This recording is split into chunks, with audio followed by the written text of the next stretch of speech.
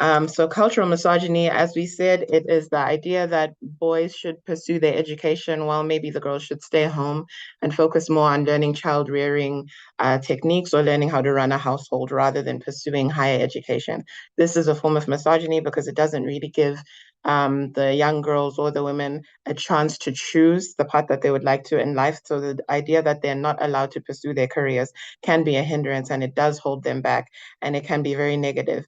And it can affect men negatively as well, because then if they would like to pursue something more homely, they do not have the freedom to do so because they have to question, what will society at large think of me if I want to pursue something that is perceived as feminine, like domestic labor, or maybe pursuing cooking, or any sort of homemaking, design work in the home. This can be perceived as less manly. And this is a form of how misogyny can show up culturally and in the home and in our minds as well. It can affect the life paths that we choose. It can affect the decisions we make in terms of our career goals, our career aspirations, or having them in the first place.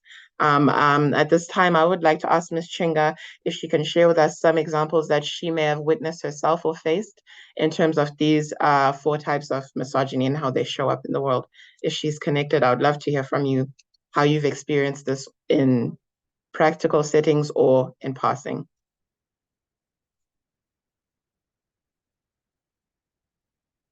Ms. Chinga, are you connected? Okay. Yes. Okay, I think I'll just briefly put up my video because it seems connection is a bit of a challenge. But hello to everyone. It's great to be here. And thank you so much, Roa, for taking us through all those definitions.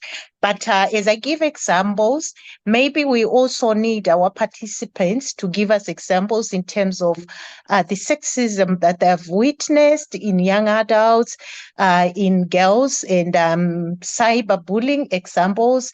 And even for you, it may not be at the workplace, but it may be even in the institutions, in the tertiary institutions that you are.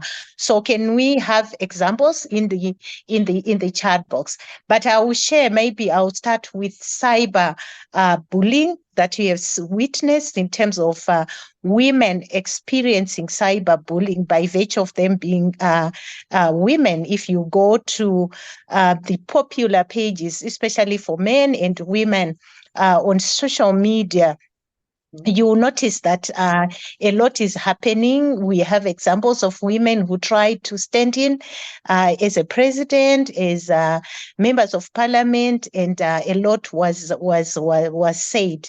But you don't get to see the same things maybe when it comes to men. In young adults, the concern is around not only young women's mental well-being, but also young men's mental well-being. We've seen a surge in cases of suicide by young men. So it's probably something that we need to address, that it may not be 50-50 in terms of who is the most affected when it comes to men and when it comes to young women, but we are seeing a rise, and that's really concerning. So let's have examples of how we have experienced the discrimination based on your sex, based on you being a young woman, based on you being a girl, in families, in communities, and even what we have seen